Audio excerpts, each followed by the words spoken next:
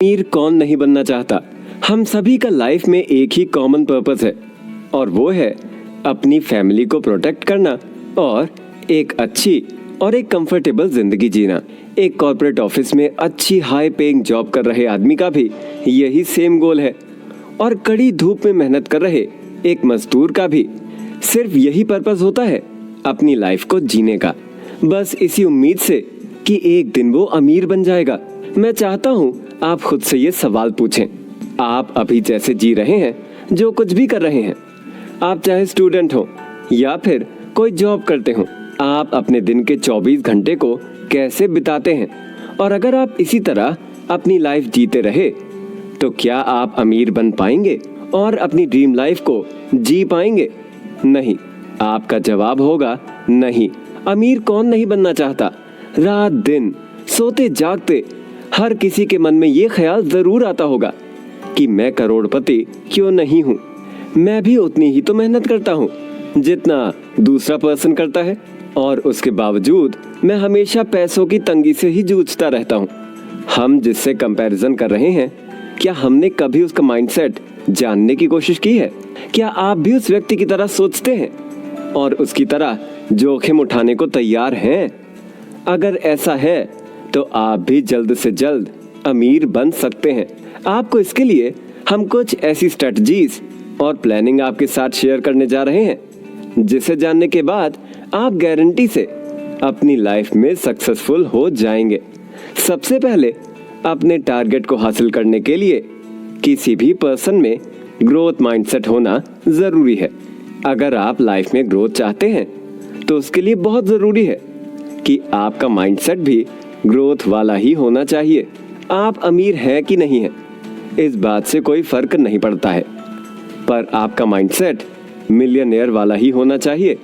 यदि आप फ्यूचर में अपना कोई स्टार्टअप करना चाहते हैं तो आपको अपने उस टारगेट के हिसाब से ही अपना माइंडसेट रखना होगा। जो लोग बहुत ज़्यादा गरीब होते हैं वो सिर्फ अपनी डेली लाइफ के बारे में ही सोचते हैं। उनका टारगेट होता है कि अगर वो आज पैसे कमाएंगे तो वो आज खाना खा पाएंगे, और जो उनसे थोड़ा कम गरीब होते हैं वो अपने एक हफ्ते के राशन के बारे में सोचते हैं। फिर अगर हम मिडिल क्लास वाले लोगों की बात करें तो वो अपने मंथली खर्च कैसे चलाएंगे, कैसे वो अपने कंफर्ट की चीज़ इकट्ठा कर सकते हैं, इसी बारे में सोचते हैं। वो अपने क्रेडिट कार्ड से भी चीज़ें खरीद लेते हैं या फिर बैंक से लोन भी ले लेते हैं, क्योंकि उन्हें पता है कि वो उसे चुका सकते हैं अपनी सैलरी से। अब अगर हम अमीर लोगों की बात करें तो वो साल भर का एक साथ खर्च सोचते हैं, यानी कि वो रियल एस्टेट जैसे बिजनेस में या फिर ग्रोइंग बिजनेस में अपना पैसा लगा देते हैं। उनका टारगेट होता है कि इस साल का खर्चा तो आराम से चलेगा, बाकी पैसा वो लगा सकते हैं कहीं भी।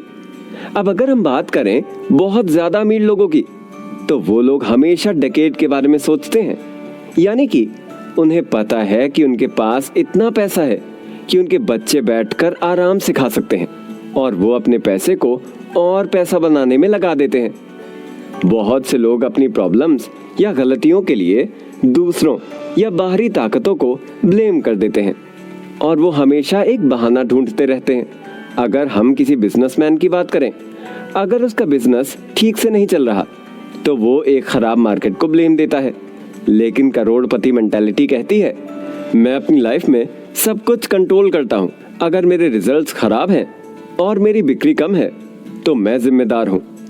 यही सच है, अगर मेरी बिक्री बढ़ती है मैं जिम्मेदार हूँ। यानी आप हर बार मार्केट का या मौसम का या कोई भी बाहरी बहाना देकर नहीं बच सकते हैं।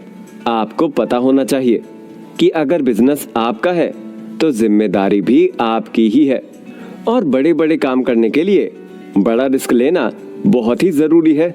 अगर आप उतने सक्सेसफुल नहीं हैं जितना आप बनना चाहते हैं तो ऐसा इसलिए हो सकता है कि आप सही एक्टिविटीज नहीं कर रहे हैं। एक बार जब आप एक्सेप्ट कर लेते हैं कि आप ही जिम्मेदार हैं तो आपका मिलियनेयर माइंडसेट आपके रिजल्ट्स को कंट्रोल करना शुरू कर देगा। सक्सेस उन्हीं लोगों को मिलती है जो लगातार मेहनत करते हैं और फेलियर मिलने के बाद भी निराश हुए बिना अपने काम में लगे रहते हैं। जो लोग हताश हो जाते हैं या हार मान लेते हैं उनके लिए प्रॉब्लम्स और ज़्यादा बढ़ जाती है। इसीलिए फेल होने के बाद भी डीमोटिवेट होने से बचें और अपने काम को ईमानदारी से करते रहें। आपको एक दिन सफलता जरूर मिलेगी। अमीर बनना कोई रॉकेट साइंस नहीं होता। ये सारा खेल मनी मैनेजमेंट का होता है। एक्सपेंसेस, सेविंग्स और इन्वेस्टमेंट के साथ ही इस मामले में पेशेंट और डिसिप्लिन का भी रोल बहुत बड़ा होता है। सिर्फ इनकम से अमीर बनना तो इम्पॉसिबल है। यानी कि अगर आप सोचें कि आप कहीं पर 50,000 की जॉब करते हो और आप उससे अमीर बन जाएंगे, तो ये शायद इम्पॉसिबल है। तो सबसे पहले हम बात करते हैं कि ऐसा क्या रीज़न है जिसकी वजह से ही ऐसा मुश्किल हो जाता है कि आप एक इनकम से अमीर नहीं बन सकते हैं। आजकल ज़्यादातर लोग अपने सारे इनकम को अपने ज़रूरी खर्च और अपनी लग्जरीज, महंगी कार, घर, इन सब में खर्च कर देते हैं। वो पैसे से पैसा बनाने के बारे में सोचते ही नहीं है। और जब सारे खर्चे के बाद उनके पास कुछ पैसा बचता है तो उसे वो सेविंग्स के तौर पर बस जोड़ते ही हैं। आपको पता ही है, समय के साथ साथ पैसे की वैल्यू तो घटती ही रहती है। तो सेविंग्स में डाला हुआ पैसा भी आपको कुछ खास वैल्यू प्रोवाइड नहीं कर पाएगा। अगर आप अपना सारा पैसा खर्च करने में उड़ा देंगे तो फिर आप चाहे जितना भी कमा लें, आपके लिए कम ही पड़ जाएगा। और दूसरा बड़ा रीजन ये है कि आजकल हर किसी के पास पैसा कैश में है, यानी कि उसके पास पैसा पैसे के रूप में ही है, किसी एसेट के रूप में नहीं है। फॉर एग्जाम्पल, अगर आपके पास कहीं पर जमीन पड़ी हुई है और आज 10 साल बाद उसे आप बेचते हैं तो कहीं ना कहीं वो आज की वैल्यू से कई ज्यादा महंगी बिकेगी। यानी अगर वही पैसा आपने अपने पास रखा होता तो शायद इतनी वैल्यू नहीं बढ़ती, लेकिन वो एसेट्स के तौर पर गोल्ड, प्रॉपर्टी या किसी रूप में रखा है तो उसकी वैल्यू बढ़ रही है। अगर आप सोचेंगे कि आप सिर्फ सेविंग करके अमीर बन सकते हैं तो ऐसा नहीं हो सकता है। पैसे की कीमत दिन ब दिन घटती ही जाती है। केवल एसेट्स ही ऐसी चीज है जिसकी वैल्यू दिन ब दिन बढ़ती है और जिसकी वजह से आप जल्दी अमीर बन सकते हैं। क्या आपको पता है कि आजकल लोगों को ऐसा भी लगता है कि लोग पैसे से डरते हैं, क्योंकि बहुत सारे लोगों का मानना है कि जिनके पास बहुत ज्यादा पैसा होता है वो सेल्फिश होते हैं या वो बहुत बुरे यानी कि ईविल होते हैं, क्योंकि जिसके पास पैसा होता है वो कुछ भी कर सकता है, वो ईमानदार नहीं होता है। जिनके पास बहुत पैसा होता है उनके ऊपर ट्रस्ट नहीं किया जा सकता है। ऐसी कई सारी बातें जो आजकल समाज में फैली हुई हैं। आपकी लाइफ में एक समय ऐसा आता है जब आपको लगता है कि अमीर बनना सिर्फ पैसा कमाना ही नहीं होता है, बल्कि पैसा कमाना तो एक बाई प्रोडक्ट है। उसके साथ साथ आपको सक्सेस भी अचीव होती है और आपको अपनी लाइफस्टाइल भी अच्छी करनी होती है। आपको अपनी इनकम के साथ साथ अपनी वेल्थ भी मेंटेन करनी होती है। समाज में बहुत सारे नेगेटिव थॉट फैलने के कारण बहुत सारे लोग चाहते ही नहीं है कि वो उस ऊंचाई पर पहुंचे जहां पर लोग उन्हें बुरा समझें। आपको ये जानकर हैरानी होगी कि लोग इस बात पर बिलीव करते हैं कि जिनके पास पैसा होता है या तो वो बहुत अच्छे होते हैं या तो बहुत ही बुरे। पर ऐसा तो कोई भी इंसान हो सकता है जिसके पास पैसा ना भी हो वो भी। हालांकि ये बात अलग है कि जिसके पास पैसा है उसके पास पावर है, यानी कि वो किसी भी प्राइवेट हॉस्पिटल में अगर चाहे तो अपने घर वालों का इलाज करा सकता है। वहीं अगर किसी के पास पैसा नहीं है तो वो सरकारी अस्पताल में ले जाएगा जहां पर कम पैसे में इलाज हो जाएगा, लेकिन हो सकता है कि उस तरह प्राइवेट ट्रीटमेंट उसको वहां पर ना मिले। अगर आपके दिमाग में भी यही थॉट आता है कि पैसा कमाने के बाद आप एक नेगेटिव इंसान या बोल्ड इंसान बन जाएंगे जिसकी वजह से आप दूसरों को हर्ट करेंगे, तो आपको सबसे पहले ये सोचना चाहिए कि जब आप बहुत सारा पैसा कमा लेंगे तो किस तरह से लोगों की मदद करेंगे, क्योंकि ऐसा सोचना आपके अंदर एक पॉजिटिव वाइब ला सकता है और आपको लगेगा कि हाँ, किसी की मदद करने के लिए तो आपके पास पैसा होना बहुत ही जरूरी है। चलिए मैं एक एग्जाम्पल से आपके सामने डिस्कस करता हूँ। मान लीजिए कि आपके पास पैसा है तो आप गन खरीद सकते हैं, लेकिन अगर आपको किसी की जान लेनी है तो क्या गन से जान जा सकती है? बिल्कुल, गन से जान जा सकती है, लेकिन आदमी को आदमी ही मारता है, गन किसी को नहीं मारती है। बिल्कुल उसी तरह पैसा कभी भी बुरा नहीं होता है, बल्कि उसको इस्तेमाल करने वाला व्यक्ति कैसा है ये उस पर डिपेंड करता है। दुनिया के सबसे ज्यादा अमीरों की लिस्ट में भारत भले ही 11वें नंबर पर हो, लेकिन दुनिया में सबसे ज्यादा दान देने वालों की लिस्ट में टॉप पर है। हुरून रिसर्च और एडलगे फाउंडेशन की 23 जून को जारी रिपोर्ट में इसका खुलासा हुआ है। पिछले 100 सालों में दुनिया भर के सबसे बड़े दानदाताओं की लिस्ट में टाटा ग्रुप के फाउंडर जमशेदजी टाटा का नाम पहले नंबर पर है। जमशेदजी टाटा ने पिछले 100 सालों में 102.4 अरब डॉलर यानी करीब 7.60 लाख करोड़ रुपए दान देकर सबसे बड़े दानवीर का दर्जा हासिल किया है।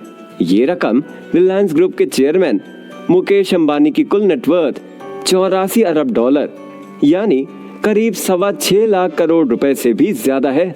जमशेद जी के बाद उनकी विरासत को संभालने वाले रतन टाटा भी दान के मामले में पीछे नहीं है। रतन टाटा का नाम भला आज कौन नहीं जानता। पद्म विभूषण से सम्मानित रतन टाटा की गिनती दुनिया के महान दानवीरों में होती है। वो न केवल एक सफल बिजनेसमैन है, बल्कि लोगों के लिए एक इंस्पिरेशन भी है। पिछले साल मार्च में टाटा ग्रुप ने कोरोना से लड़ने के लिए 1,500 करोड़ रुपए का दान दिया था, जो इंडियन बिजनेस घरानों द्वारा दिया गया सबसे बड़ा दान था। बहुत सारे लोग पैसे के साथ रिस्क लेने से इसलिए भी डरते हैं या इन्वेस्टमेंट करने से इसलिए भी डरते हैं क्योंकि उन्हें बचपन से ही ऐसा सिखाया जाता है कि we can not afford it, या फिर पैसे पेड़ में नहीं उगते हैं, संभाल के खर्च करो। तो कहीं ना कहीं हमारी परवरिश ही ऐसी हुई है कि पैसे को लेकर हमारे मन में थॉट ही डरावने हैं। हमें ये सोचना चाहिए कि अगर हम कोई भी काम करने जा रहे हैं तो हम क्यों करें। सबसे पहले तो हमें पैसे से डरना नहीं है, बल्कि उसके साथ खेलना है, यानी कि और पैसे कमाने के बारे में सोचना है। और इसके लिए आपको समझना पड़ेगा कि आप कोई भी बिजनेस करने जा रहे हो तो क्यों करने जा रहे हैं, उसका रीजन क्या है, वो बिजनेस आपको कितना बेनिफिट दे रहा है। जब भी कोई इंसान बिजनेस शुरू करता है तो सबसे पहले उसकी बेसिक नीड होती है कि वो कैसे सरवाइव करेगा, या वो इतना पैसा तो कमा ही पाए कि वो अपने घर का खर्च चला पाए, अपने फोन का बिल भर पाए, गैस का बिल भर पाए, इलेक्ट्रिसिटी का बिल भर पाए और खाने तक का कमा पाए। फिर उसके बाद वो थोड़ी लग्जूरियस चीजों के बारे में सोचता है कि वो किसी मूवी डेट पर जा सके या पिज्जा खा सके या जो भी उसे पसंद है वो काम कर सके। जब भी आप पैसे कमाने शुरू कर देते हैं तो आप एक अच्छा घर चाहते हैं, एक अच्छी कार चाहते हैं, साल में 1-2 जगह वेकेशंस प्लान करते हैं। पैसा कमाना ही सब कुछ नहीं होता है, आपको उसे खर्च करना भी आना चाहिए। और अगर आप खर्च कर रहे हैं तो आपको ये पता होना चाहिए कि उसे आप कहाँ खर्च कर रहे हैं और क्यों खर्च कर रहे हैं। लगभग सभी लोग कमाने की होड़ में मनी मैनेजमेंट करना भूल जाते हैं और जिसकी वजह से उनके सारे पैसे खर्च में ही निकल जाते हैं। लेकिन जैसे जैसे समय बीतता जाता है, एक टाइम आता है जब हमारी बॉडी में उतनी एनर्जी नहीं बचती कि हम काम कर पाएं। तो उस समय हम कहां से पैसा लेंगे? यानी कि आपको कुछ तो ऐसा करना होगा जिससे आपके पास एक पैसिव इनकम लाइफ टाइम आती रहे। यह हमेशा याद रखना कि किसी के पास कितने भी पैसे हों वो एनफ नहीं होते हैं। लोगों की चाहत बढ़ती ही जाती है, पर हमें अपनी प्रायोरिटी हमेशा याद रखनी है कि हमें कितना चाहिए, क्यों चाहिए और हम कहाँ खर्च कर रहे हैं। ये बात हमेशा अपने दिमाग में रखनी चाहिए कि पैसा कभी भी बहुत नहीं होता है। हर किसी के पास पैसे की कमी है, चाहे जितना भी हो जाए। हमारे दिमाग में हमारी ज़रूरतें, हमारा पैशन और हमें क्यों पैसा चाहिए, किस लिए चाहिए, हमेशा होना चाहिए। अगर हम बात करें कि हम कैसे अपनी लाइफ में पैसे की वैल्यू को बढ़ाएंगे, तो सबसे पहले तो आप जिस भी फील्ड में काम कर रहे हैं या आप कोई बिजनेस स्टार्ट कर रहे हैं, तो आपको उसमें एक वैल्यू डालनी होगी। यानी कि अगर आप चाहते हैं कि आपका प्रोडक्ट लोग खरीदें, तो आपको लोगों से डिफरेंट बनना ही होगा। एक ऐसी वैल्यू क्रिएट करनी पड़ेगी कि कोई भी आपका प्रोडक्ट खरीदने के लिए अपने पैसे को खर्च करे। आजकल कोई भी अगर 10 रुपए खर्च करता है तो वो सोचता है कि 10 रुपए में उसको क्या बेनिफिट मिल रहा है। तो अगर आप बिजनेस पर्सन हैं तो आपको ये सोचना बहुत ही ज़रूरी है कि आप जो भी चीज़ बेच रहे हैं उसको इंसान क्यों खरीदेगा। तभी आप अमीर बन सकते हैं। सिर्फ बिजनेस खोलना ही काफ़ी नहीं है। ये तो हमने बात की पैसे की, लेकिन क्या सिर्फ पैसा है लाइफ के लिए जो काफ़ी है? हाँ, पैसा ही सब कुछ है, लेकिन पैसे से और पैसा बनाने के लिए आपका स्किलफुल होना भी तो ज़रूरी है ना। क्या ये ज़रूरी नहीं है कि आप किसी और चीज़ में इन्वेस्ट करने से पहले खुद के ऊपर इन्वेस्ट करें? अब आप सोच रहे होंगे खुद के ऊपर कैसे इन्वेस्ट करते हैं, तो आइए जानते हैं नेक्स्ट एपिसोड में कि आप खुद के ऊपर कैसे काम कर सकते हैं, खुद के ऊपर कैसे इन्वेस्टमेंट कर सकते हैं। खुद पर इन्वेस्ट करने का मतलब अपनी नॉलेज को बढ़ाना और अपने आप को बेहतर करना है। जितना ज़्यादा आप खुद को बेहतर बनाने में इन्वेस्ट करेंगे, उतना ज़्यादा आप अपनी ज़िंदगी में आगे बढ़ सकते हैं। इसलिए आपको खुद पर इन्वेस्ट करना चाहिए और अपनी नॉलेज को बढ़ाना चाहिए। अगर आपके पास कोई ऐसी स्किल नहीं है जो आपको कामयाब बना सकती है, तो आपको वो स्किल ज़रूर सीखनी चाहिए जो आपको कामयाब बना सके, या फिर आप उस स्किल की हेल्प से कामयाब हो सकें।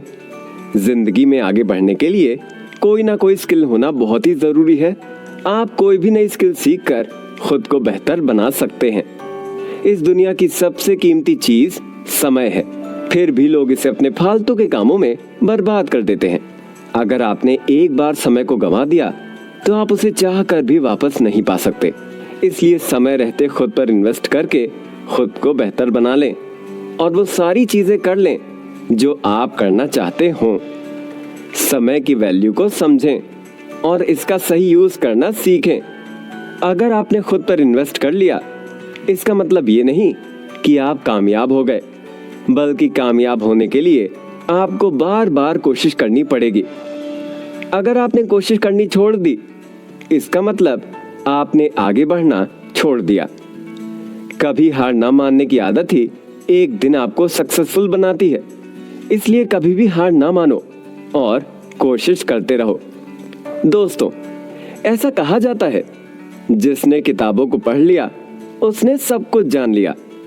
किताबों से मेरा मतलब ये नहीं है कि आप अपनी स्कूल बुक्स को पढ़ें, बल्कि किताबों से मेरा मतलब है कि आप कोई ऐसी किताब पढ़ें जो आपको आपकी फील्ड में आगे बढ़ने में मदद कर सके।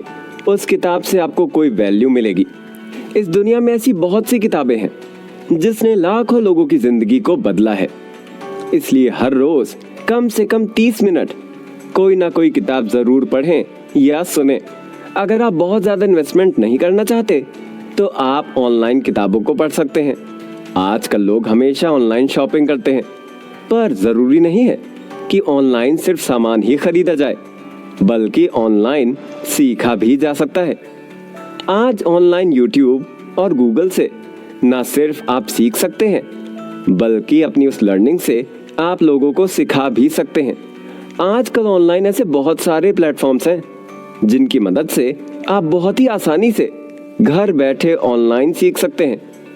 बस आपके अंदर सीखने की एक चाह होनी चाहिए। हम बहुत लकी हैं कि हमारे पास इंटरनेट है, हमारे पास मोबाइल फोन्स, टैबलेट या लैपटॉप है। हम आजकल कोई भी इंफॉर्मेशन चाहें, वो सारी हमारी फिंगर टिप्स पर अवेलेबल हो जाती हैं। यानी हमें बस एक क्लिक करना है और सब कुछ हमारे सामने होता है। अगर आप अपनी वेल्थ बढ़ाना चाहते हैं, तो इसका मतलब है कि आपको अपनी इनकम को बढ़ाना होगा। अगर आप कोई बिजनेस पर्सन है, तो आपको अपने प्रोडक्ट की वैल्यू बढ़ानी पड़ेगी ताकि कोई और आपका कस्टमर चुरा ना सके। आजकल दुनिया बहुत आगे बढ़ गई है, तो जो भी रिसोर्सेस हमारे पास हैं उनको यूज करके हमेशा सीखते रहना चाहिए। बहुत सारे लोग अपने बिजनेस को ऑटो पायलट मोड पर डालने के बाद आगे फ्यूचर में स्किल सीखने के बारे में सोचते ही नहीं हैं।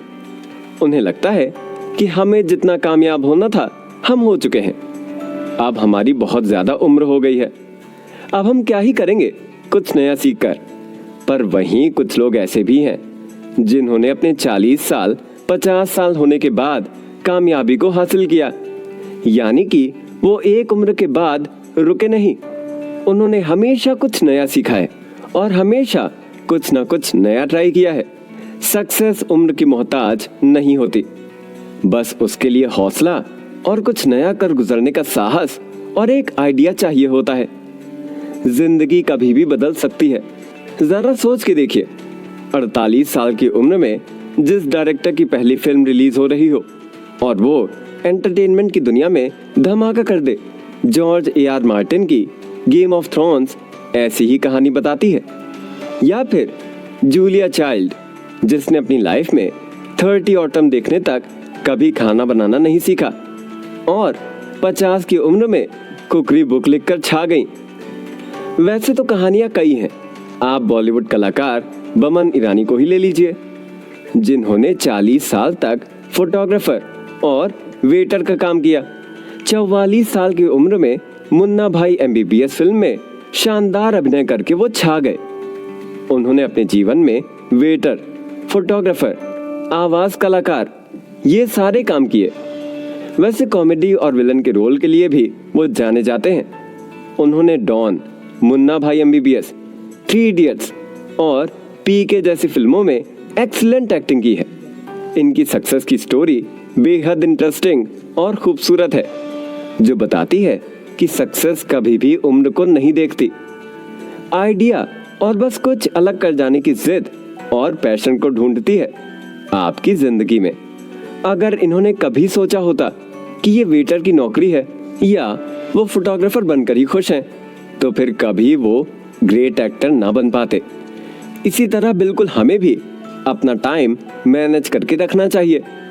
हमें अपने पूरे साल का टारगेट सेट करना चाहिए कि हमें कुछ नया सीखना है, फिर चाहे वो फ्रेंच क्लासेस हो, स्विमिंग हो या सोशल मीडिया मैनेजमेंट हो, मार्केटिंग के लेसन ही क्यों ना हो।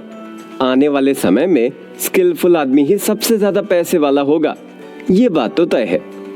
और अगर आपको लगता है कि कोई स्किल आपको ज्यादा कामयाब बना सकती है और आपके लिए अच्छी है, तो आप उसके पीछे भी जा सकते हैं, क्योंकि जहां पर आपका इंटरेस्ट होगा वहां पर स्किल सीखना आपके लिए ज्यादा बेस्ट होगा, क्योंकि उस बिजनेस में या उस फील्ड में आप ज्यादा कमिटेड होकर रह पाएंगे। और जब भी आप किसी चीज के लिए दिल से कमिटेड हो जाते हैं, तो फिर आपको सक्सेसफुल होने से कोई भी रोक नहीं सकता। अब अगर हम स्किल की बात कर ही रहे हैं, तो आपको क्या लगता है कि आपके लिए कौन सी स्किल जरूरी है? देखिए, टेक्निकल स्किल सीखना आज की दुनिया की डिमांड है, लेकिन मैं 3 तरह की स्किल्स के बारे में बात करना चाहता हूँ, जो कि हर एक इंसान के लिए बहुत ही ज्यादा जरूरी है।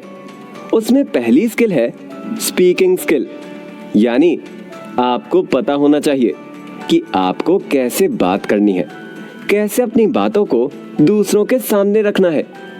हम उसे कम्युनिकेशन स्किल भी बोल सकते हैं।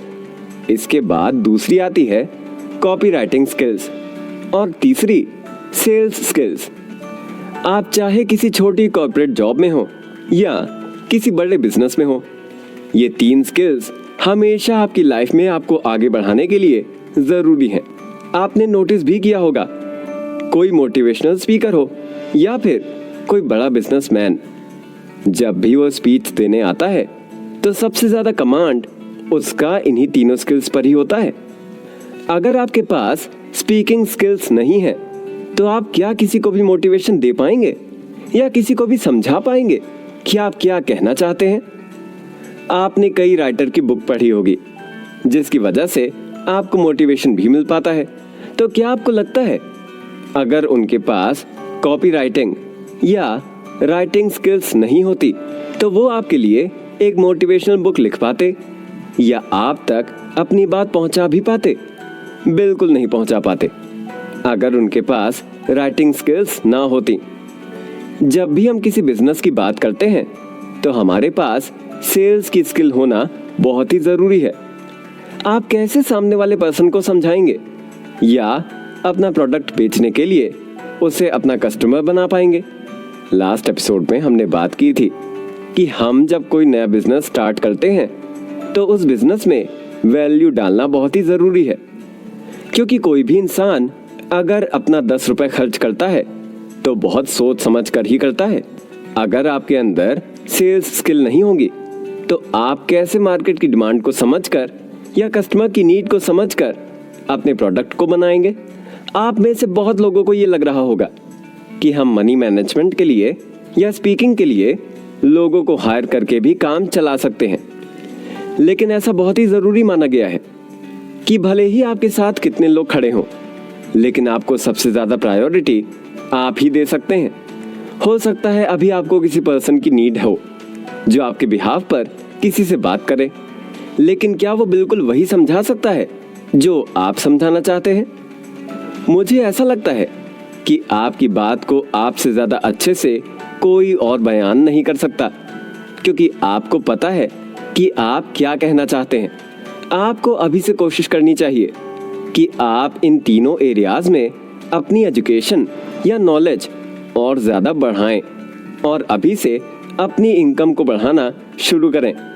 हम में से बहुत सारे लोगों ने काफ़ी लोगों की सक्सेस स्टोरीज पढ़ी है, सुनी है, लेकिन क्या आपने कभी ऐसी कोशिश की है कि आपने उनकी स्टोरी या उनके क्लूज को जानने की कोशिश की हो? हम कहानी के तौर पर तो किसी की भी सक्सेस स्टोरी सुन लेते हैं, लेकिन उस दौरान उनकी जो जर्नी रही उसमें क्या हुआ, कैसे हुआ, उन्होंने कौन सा स्टेप लिया, क्या ये सब जानना जरूरी नहीं है? बिल्कुल जरूरी है। नेक्स्ट एपिसोड में हम बात करेंगे कि कैसे आप सक्सेसफुल लोगों के बारे में जान करके उनसे कुछ सीख सकते हैं और क्या क्या चीजें सीखनी जरूरी भी हैं। क्या आपने कभी